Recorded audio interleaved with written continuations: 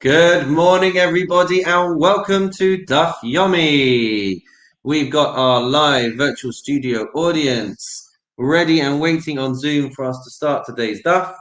So without further ado, let us get ourselves underway. We are going to be finishing the second chapter of Yoma today and starting the third chapter. We're going to be doing Daf Kafches, page 28. So without further ado, let's get the words up on the screen. There we go. We should be able to see that. We're going to be starting from the bottom of page 27, from the bottom of Kaf Zayin. And yesterday we had been talking about, we're in a new Mishnah. We're trying to piece together everything that would happen first thing in the morning with the Kohanim, with the different raffles, with the different jobs that would be allocated. So we were exploring yesterday a statement by Rav Asi in the name of Rabbi Yochanan, who was talking about if a non-Kohen was to arrange the wood on the altar, then this would be a big problem. It was a big no-no. And what we went through yesterday was a question from Rabbi Zera, who had a problem with this. And his problem with it was that any avodah, any job, any task that had to be done in the night time, right, should be permitted to be done by a non-Kohen. And I guess the thrust of his question was therefore that since the jobs haven't really started when they're arranging the wood, it should be considered to be like an avodah of the night. And so he brought there were various problems that we went through, things like burning of the parts and of the limbs and the fats, which would not be allowed to be done by a non-Kohen, even though you would think it's a job for the nighttime. And that the reason for that was because it's actually considered a daytime avodah. And then they asked the question also about terumas hadeshen, the separating of the ashes, which is also not allowed to be done by a non-Kohen, which you would think is a problem because it's an avodah of the night time. To which the answer was, well, no, it's considered to be the beginning of the day.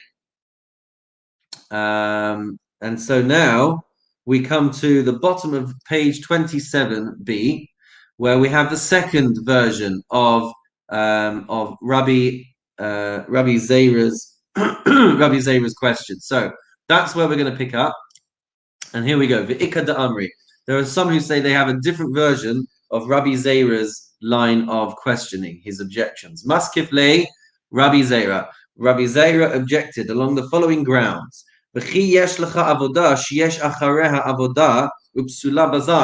Is there such a service where there is another job that comes after it? There's another service that comes after it, and yet it would not be allowed to be done by a non-priest, by a non-Kohen. So we had said that a foreigner, a non-Kohen, who organizes the ma'aracha, who organizes the wood on the altar, should be chayev, liable in God's eyes, potentially to the death penalty. But Rabbi Zera is saying that whenever there's a job to be done, and there are other jobs that will come after it, it is not usually something that a non-Kohen would be liable for. So what comes after that is the arrangement of the two logs on the altar. So therefore, Rabbi Zera says, this statement of Rabbi Yochanan shouldn't stand. So as we turn the page to the top of Daf Kafches, the Gemara asks, V'harei eivarim uftarim. There is the burning of the limbs and of the fats. To which the Gemara answers, Sof avodah di'yamamahu. The burnings of the limbs of the fats comes at the end of the daytime service, and therefore that should not pose a problem for Rabbi Yochanan's statement. The Gemara asks again, V'harei trumas hadeshen, but as the removal of the ashes. To which the Gemara answers, Techilas avodah di'yamamahi. That is a service at the beginning of the day. It's a daytime service. The Amar Rabbi Yochanan, as Rabbi Yochanan says, Kidesh Yadav Litrumas Hadeshen Lamachar Einot Tzarich Likadesh. If a person was to sanctify their hands in the nighttime by washing them for the purpose of doing Terumas Hadeshen, removing the ashes from the altar, Lamachar, once it hits daylight, Einot Tzarich Likadesh, he would not need to sanctify and wash his hands again, because he had already sanctified his hands at the time of the start of the service. So for Rabbi Zera, who is trying to say that that a non-Kohen should not incur this liability for doing a service that has another element of the service coming afterwards, it would seem to not be working. Elakashia, the Gemara says, this is a difficulty for Rabbi Yochanan. Rabbi Zera, it seems, is still in the running for his challenge. Ela'i itma hachi itma. Rather, if you want to say it more correctly, this is how we would say it. Amar Rab Asi, Amar Rabbi Yochanan. This is how we should have had the original statement brought on yesterday's page. Rab Asi, quoting Rabbi Yochanan, Zar, Shasida Shnei Gezirei Eitzim, for a non-Kohen to arrange these two logs that would be put onto the altar each day, Chayav. If a non-Kohen does it, they will be liable to receive the death penalty. Ho'il va'avodah tamahi, because it is a complete service. It's not that part of it is not followed by any other part of the service. So the challenge that Rabbi Zera brought on the arrangement of the wood was a good one, because there it should be allowed to be done by a non-Kohen.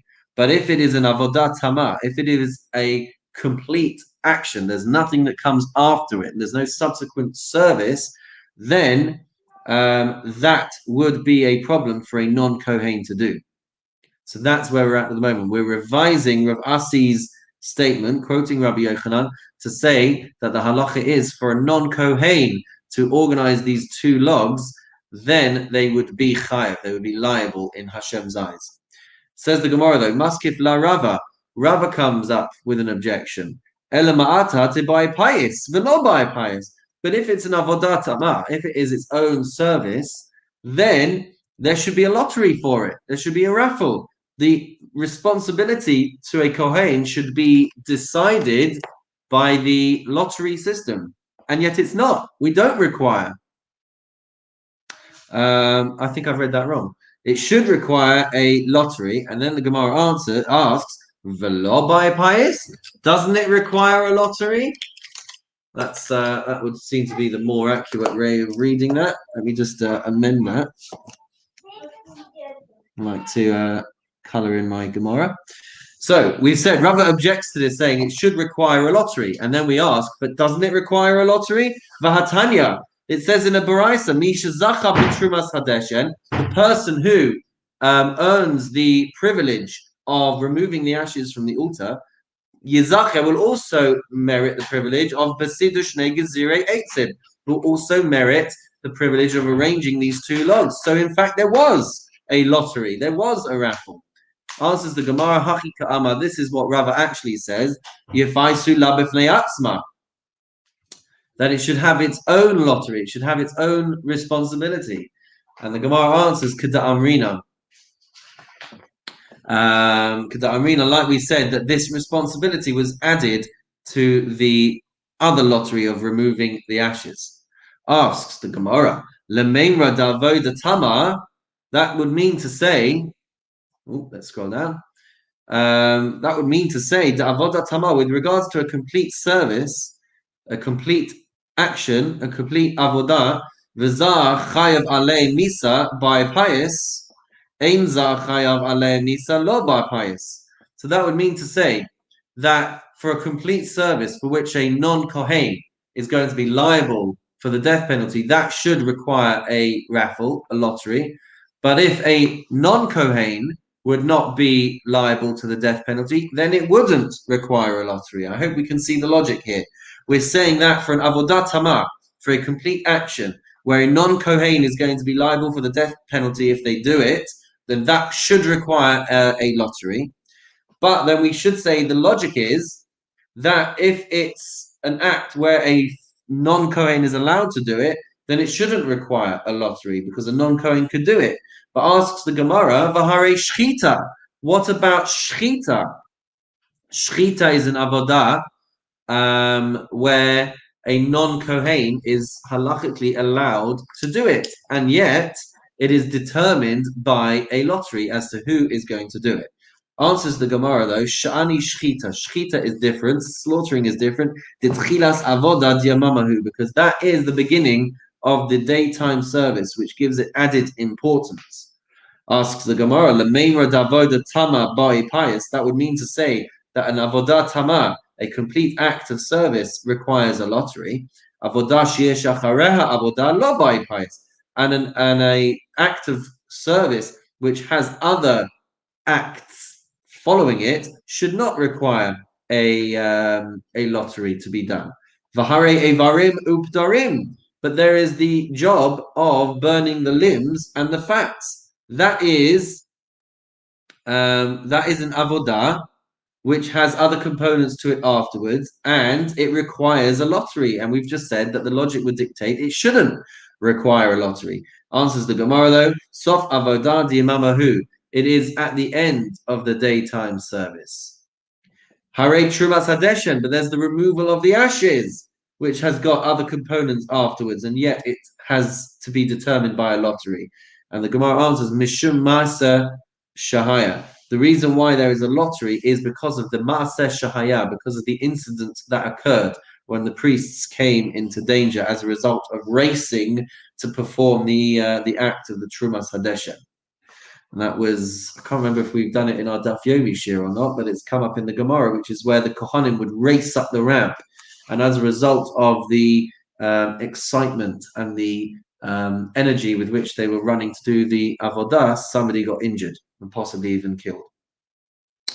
Amar Zutra. Rav Zutra said, V'yatema Rav Ashi. And if you want, you can say it was Rav Ashi. Af ananami tanina. We even see this in a Mishnah.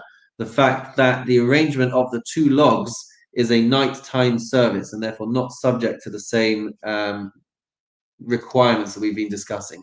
And the evidence for that is going to be the same wording as we're going to see in our next Mishnah in just a moment. Amar lahem hamamona, the mamuna would say, the appointed priest would say, so it's obviously still quite dark outside, and he would say, go and have a look and see if it is time for us to start slaughtering the animal. And it did not teach that he was saying that you should go and see whether it is time for us to start arranging the logs. And so the evidence that Marazutra is saying is, well, clearly then you're allowed to arrange the logs at night because that comes before the time of slaughtering.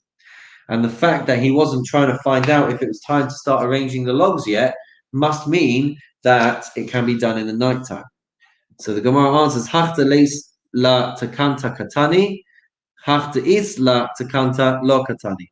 That when it comes to the fact that the Mishnah mentions whether it's time for shchita yet, it's because it is trying to teach something in regards to something that has no rectification, no way of fixing it if it is done at night. If you slaughter an animal too early, it is irreparable to fix that situation. It becomes invalid.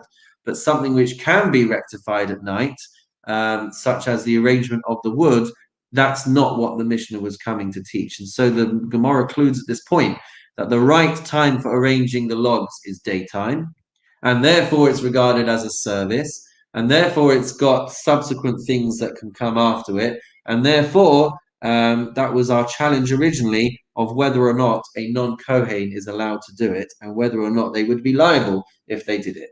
And with that, ladies and gentlemen, we wish you all Mazel Tov on completing the second chapter of Maseches Yoma. So let's say together the three words 3 times. Hadron alach barishona, Hadron alach barishona, Hadron alach barishona. We come to the third chapter, and we're literally going to use the words that we just said a moment ago. So we're getting closer now. It is almost daytime. It's almost time for Yom Kippur to kick off, and all of the busyness that is going to ensue.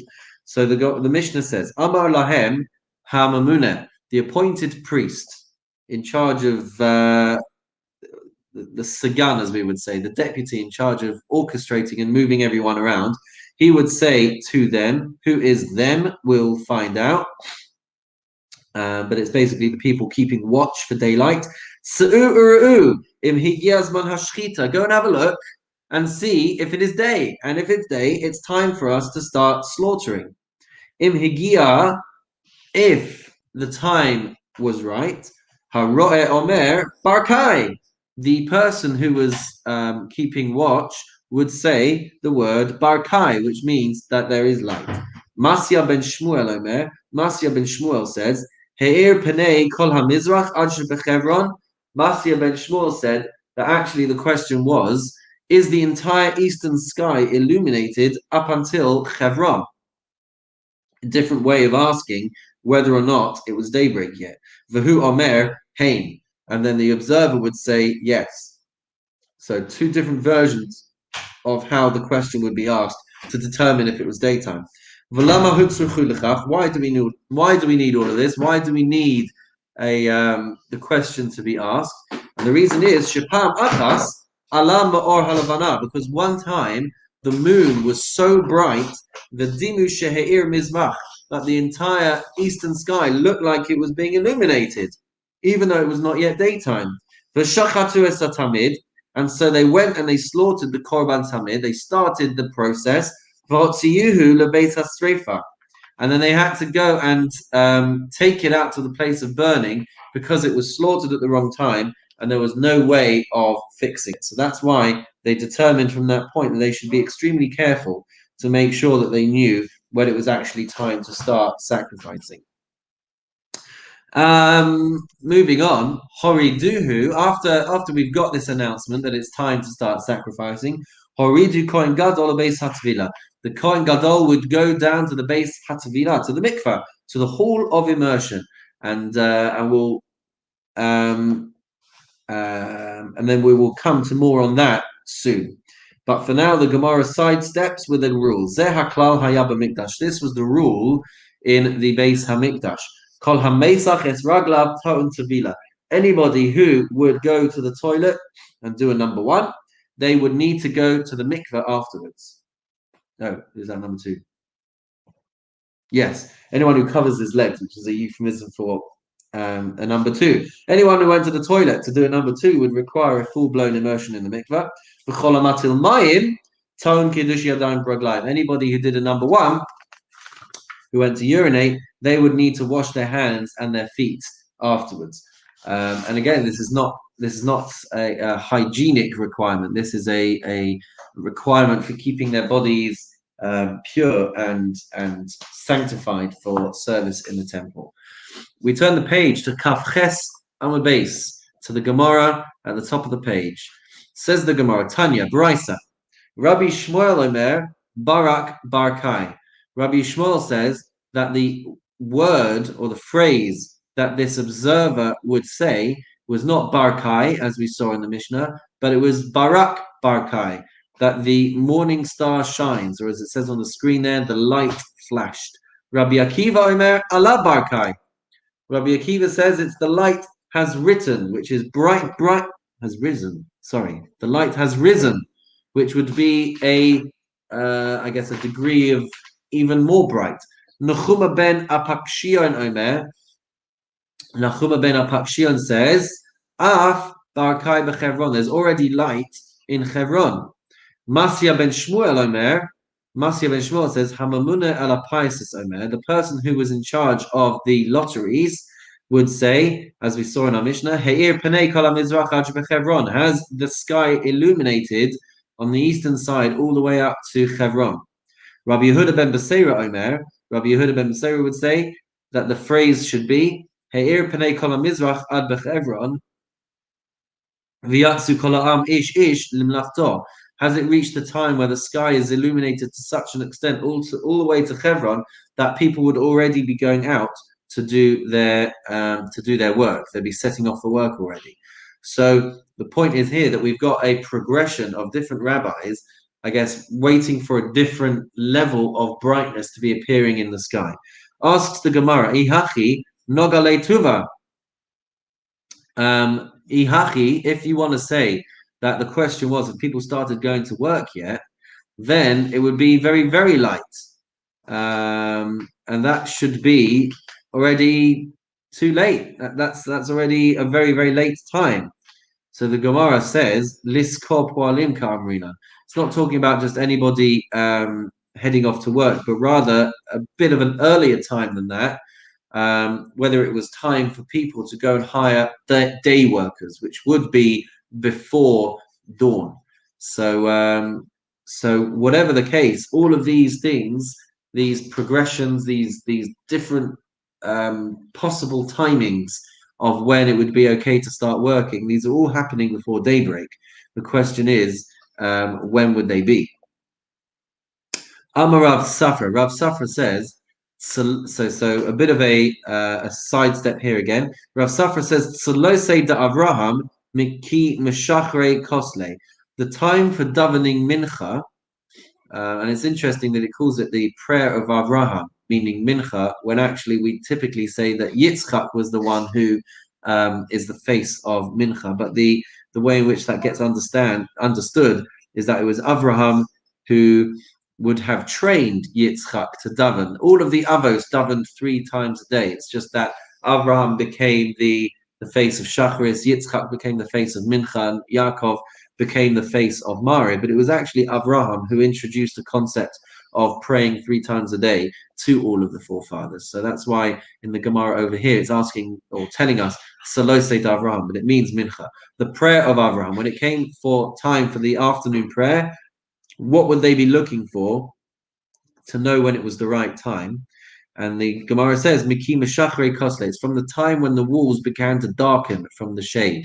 So once the sun begins to descend from the middle of the sky, producing shadows on the wall, that is when it would be time to start Mincha. Amar Rav Yosef, judging from the Beis Mikdash. Amar Rav Yosef says, Ana me Avraham nikum v'nigmar. Rav Yosef says, should we be determining our halachas from Avraham? Amar Rava says, Tana Gamar me Avraham. The Tana derived the halacha from the way that Avraham conducted. V'anan lo gamrina minei, and we should not derive a halacha from his conduct. Titania, as we see in the Brisa, Vayom hashmini yimol basar lato.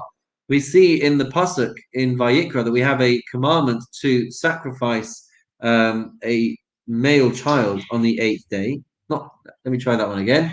Not to sacrifice, to circumcise. We have the mitzvah of... For clarity, we do not have a mitzvah to sacrifice children. We have a mitzvah to circumcise children, and that takes place on the 8th day. That teaches us that the entire day is suitable for the mitzvah of circumcision. Ella shehazrizin makdimin lemitzvahs. But rather, when it comes to vigilant people, the aim is, wherever possible, to do it as early in the day as one possibly can. And where do we learn that from? We learn that from Avraham. Shne'emar, vayashkem Avraham baboker, vayachavosh et chamorah. That Avraham woke up very early in the morning to get himself ready to go to the Akedah with Yitzchak. And so we see an example where we are learning from Avraham's conduct. His conduct was to get up super duper early. So even though there's a mitzvah to do the bris on day 8, there is, following the conduct of Avraham, there is a concept of doing it first thing in the morning, so that we are following Avraham's conduct. Ela Amarava, rather Rava says, Rav Yosef hakakashile. This was Rav Yosef's question. Ditnan, because it says in the Mishnah, Chal arvei pesachim liyos be'erev Shabbos. If Erev Pesach happened on a Friday, Nishchat b'shesha mechetza, then we should sacrifice the Korban Pesach. We should sacrifice the Mincha offering at 6.5 hours into the day. B'karev b'sheva mechetza, and we should sacrifice it by 7.5 hours into the day. So what are we saying over here? That when Erev Pesach falls on a Friday, we have to sacrifice by the 6.5 hour and to sacrifice it by 7.5 hour.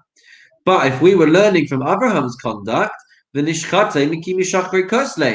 should be doing this even earlier. We should be processing the mincha offering even earlier than that, the afternoon offering even earlier than that. We should be doing it when the walls start to darken because of the shade. And that happens just after the 6th hour of the day. So apparently, the halacha is not learnt from the conduct of Avraham Avinu. So the Gemara asks, "My kushe, what's so difficult about this?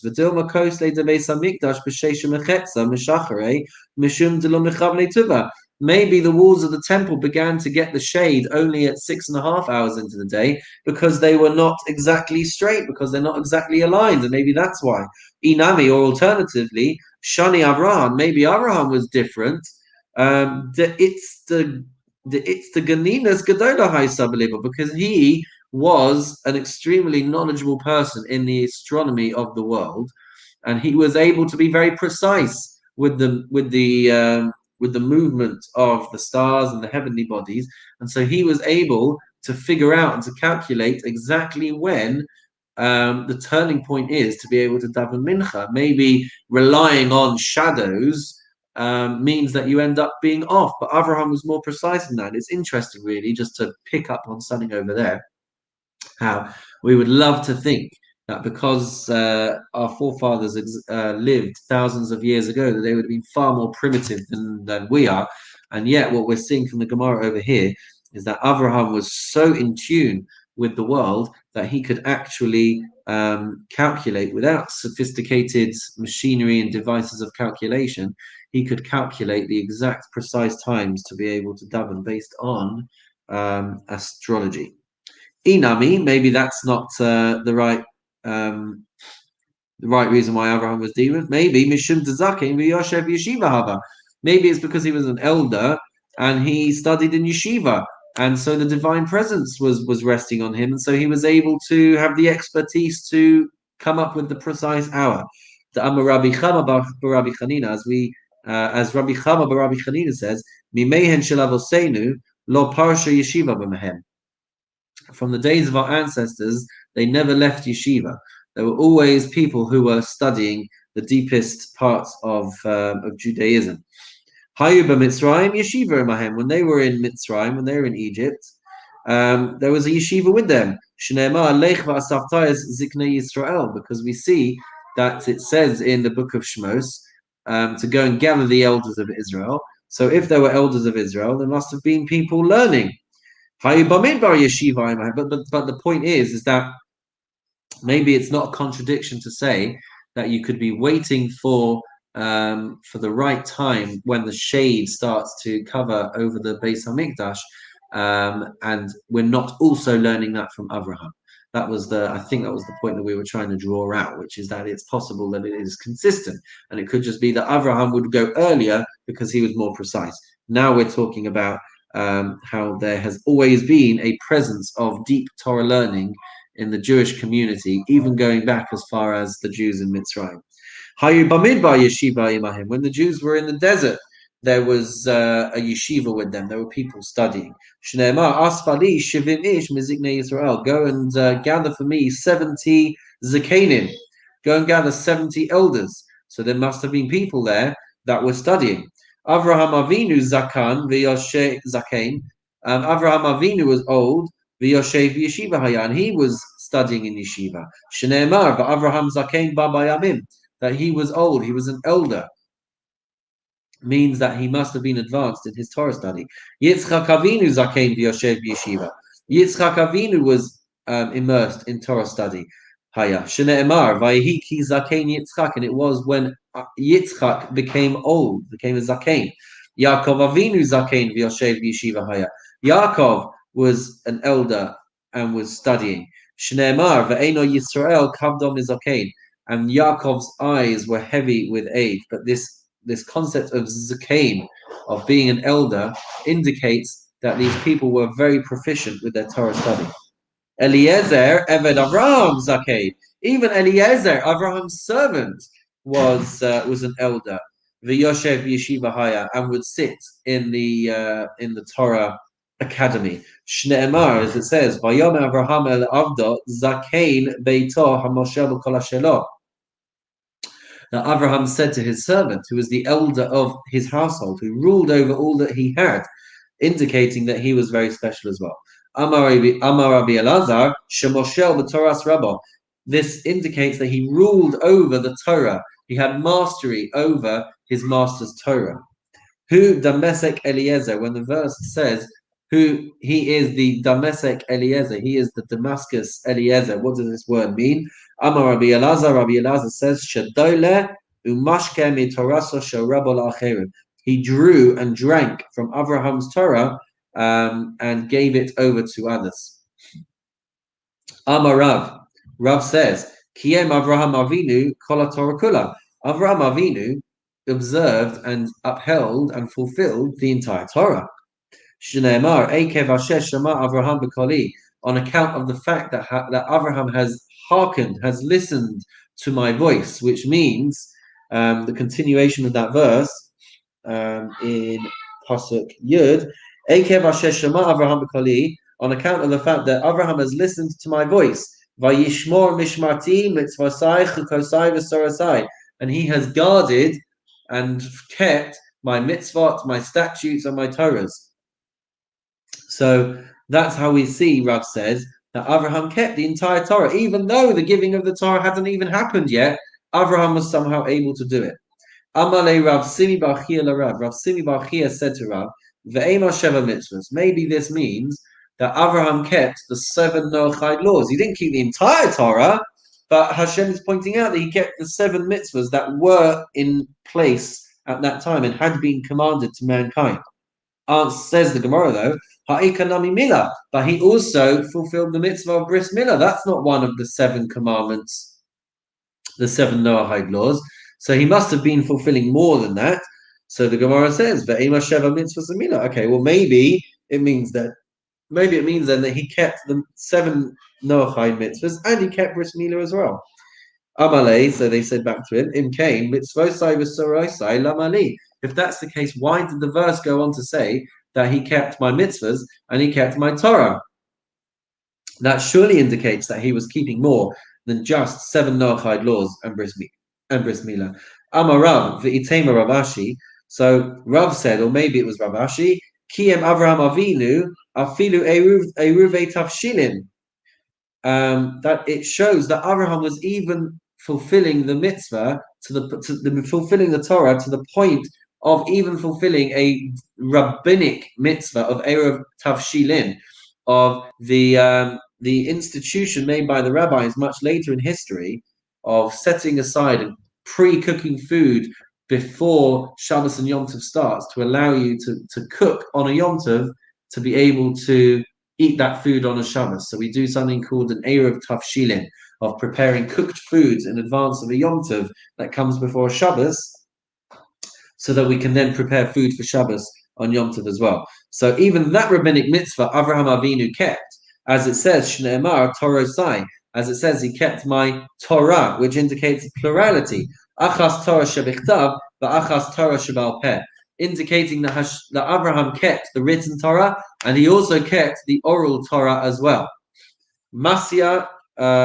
So what we reach is a point here where we've sidestepped to talk about just how much Avraham Avinu was able to intuit, and he was even able, according to Rav Ashi, he was even able to figure out keeping the biblical mitzvahs as well as the rabbinic mitzvahs, as well as understanding the totality. He managed to figure that out himself. And he kept Kol Torah Kula, as the original statement said. Rav said that he kept the entire Torah, even though it had not yet been directly commanded by Hashem. Quotes the Gemara. The Gemara quotes from our Mishnah, Masya ben Shmuel Omer, that Masya ben Shmuel would ask about the eastern sky illuminating over Hebron, V'hu Omer Hein. And then the watchman would say yes. So that's what we're picking up on. So the Gemara asks, Man Amar Hen, who says yes in this conversation? Ilay Mahach Takai Igra, if it's the person who is standing on the roof, observing and keeping watch, who Chalim who Mafasher, does he dream and also interpret his dream? Meaning, does he ask the question and then answer his own question? Ella Hach Takai Ara.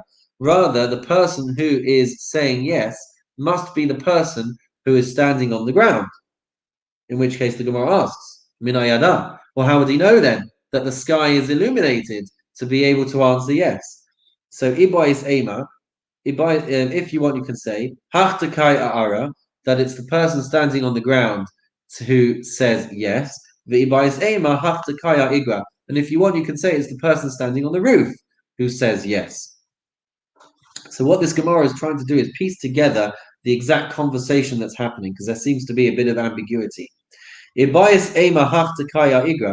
want to say that it's the person standing on the roof who says yes, so Amar Ihu, He'ir Pnei Kol HaMizrach, so he would say, the person standing on the ground would say, has the eastern side illuminated yet? Va'amalei hachtakaya ara ad shebechevron. One second, let's just so if you want to say that the person, so this is how we go. Ibais Ema hachtakaya igra, that the one standing on the roof would say, Amarihu, he would say, He'ir Pnei Kol HaMizrach. The eastern sky is illuminated. So he would state it. The eastern sky is illuminated. Va'amalei hachtakaya ara, and then the person standing on the ground would say, Ad shebechevron, has it even illuminated to Chevron, as far as Chevron? Va'amalei ihu hein. And so then the person standing on the roof would say yes. Alternatively, v'ibais ema hachtakaya ara amar ihu, the person standing on the roof would say, He'ir Pnei Kol HaMizrach. The eastern side the person standing on the ground would say the sky is illuminating on the eastern side. Va'amalei, the person on the roof would say Ad Shebechevron. It would say even until Chevron, and then Va'amalei hen, and then the person standing on the ground. Sorry guys, I'm just getting this all wrong. V'ibai Seva. Alternatively, the conversation could have happened like this. Hachtakai Ara Amar Ihu. The person standing on the ground would say, has the sky illuminated on the eastern side? Va'amalei, and then the person on the roof would say, even until Chevron, Chevron, Va'amalei, and the person standing on the ground would say, yes, that's what I meant. Has it illuminated all the way till Chevron? So two possible varieties of this conversation taking place, and in that way you can account for the fact that the person standing on the roof would both cover the fact that the sky is illuminating and the fact that it is illuminated all the way till Chevron. It just depends how you're phrasing the conversation, whether it's questions or whether it's answers. The Mishnah had then asked, why do we need to figure out who's saying what? Why do we need to have this conversation? And we had answered that it's because there was a time when they had got it completely wrong, and they had started the process way too early because the moon had been so bright. So the Gemara asks, Umi Michalaf, could you really be so confused and get it so wrong? Could you really confuse moonlight for sunlight? Vahatanya, doesn't a Baraisa say, Rabbi Omer, Eino Dome Timur Shalavana, Latimot Shalchama. You can't confuse, they're completely different. The column of light that comes from the moon is not similar to the column of light that comes from the sun. Timur Shalavana, Mitame Va'ole Kamakel. The rays or the light that projects from the moon rises like a staff in one column, and goes and it spreads like a staff, like a stick. Timur shel chama maftzia, but the column, the light that's produced from the sun is scattered all over the place. Timur shel chama maftzia lekana lekan. It goes in every single direction. Tana devei Rabbi Yishmael. So Rabbi Yishmael taught that what had happened was Yom HaMa'unan Haya, that it was a very cloudy sky, so the rays of the moon, the light coming from the moon, seemed to diffuse in every direction, and that's what caused the error. Amar Rav Papa says, Shema Mina Yoma Deiva Kule Shamsha. So Rav Papa said that we can learn from this that a cloudy day is similar to a completely sunny day because of the way that the cloud diffuses the sun. Asks the Gemara, Lamainaf Kamina, what is the practical ramifications of saying that a cloudy day is similar to a completely sunny day? And the answer the Gemara gives is Lishtuche Oros, for spreading out the hides, spreading them out to be able to dry them. That even in a cloudy day, you'd be able to do this, I guess, because the impact of the sun will still be felt. Inami, alternatively, lichtadarash Rabba, like Rabba says, Isha lo talush lo b'chama lo b'chamechama. Rabba teaches that with regards to matzah, a woman should not knead dough for Pesach in the light of the sun, nor should she prepare the dough with hot water that has been heated by the sun. And so on a cloudy day, you shouldn't be able to knead the dough anywhere outside because the light is spreading all over the place. Whereas, I guess if it was not a cloudy day, then only where the sun is reaching, that would be where you're not able to do it. Amar Rav Nachman says, and it's actually interesting because as I was coming home from shul, it's a cloudy day outside, but it does feel very, very hot, even though it's a very cloudy day. Amar Rav Nachman says, Zuhama de Shimsha Kashe Mishimsha, that the hazy light of the sun through the clouds is more damaging than the light of the sun itself. The simanech, and the analogy for this is, let's see the wording, Dana de Chala, the cover of a jar of vinegar. And the reason why that is our analogy is because as long as the jar is tightly closed, the odor of the vinegar will be intensified. But even if there's the slightest opening, then the odor can come out by the vinegar. And that is true that is true also with regards to the rays of the sun, he says. That when sunlight is obscured behind the clouds, then when it does break through the clouds, it is more powerful, it would seem, than direct sunlight. Says the Gemara, just a couple more lines. Shavrire de Shimsha Kashu Mishimsha, that the dazzling sunlight, which shines through cracks in the clouds, is more harmful than direct sunlight, uncovered sun. The simanech dilfa hihure avera. No, the simanech dilfa. And the analogy for this is a drip. Water that drips on a person is more bothersome than water in which one is completely immersed. Just a couple more lines from the top of 29a, and we'll finish for today. Hirhure avera kashumi avera. Thoughts of transgression are worse than the act itself. The simanech recha de bisra, and the analogy for this is odor of meat. The smell of roasting meat is more appetizing than actually eating the meat. Shilhi de kaita kashumikaita, that the end of summer is more oppressive than the heat of the summer itself. The simanech tanura shigira. And the analogy for this is a hot oven, a heated oven. That after an oven has been heated several times in the course of a day, lighting it again even slightly will produce powerful heat, whereas starting it will take longer for it to heat up. So at the end of the summer, when everything has been hot, and the heat is apparently even more oppressive. And Ishasa de Sisva Kashim Dekaita, fever in the winter is more powerful than fever in the summer. Vesimanech Tanura Karira. And the analogy there is a cold oven. It requires more effort and more heat to heat a hot oven. So for a fever in the cold to succeed in raising a body temperature, it must be more powerful than fever raising a body temperature in the summer. Migmar ba'atikta kashya mechadata. Relearning old material that was known and forgotten is more difficult than learning new material. V'simanech tina bartina. And the analogy for this is mixing mortar from mortar. It is harder to take hardened mortar, to crush it, and to make new than it is to simply mix it first, mix the cement in the first place. And with that, ladies and gentlemen, we reach the end of our share today.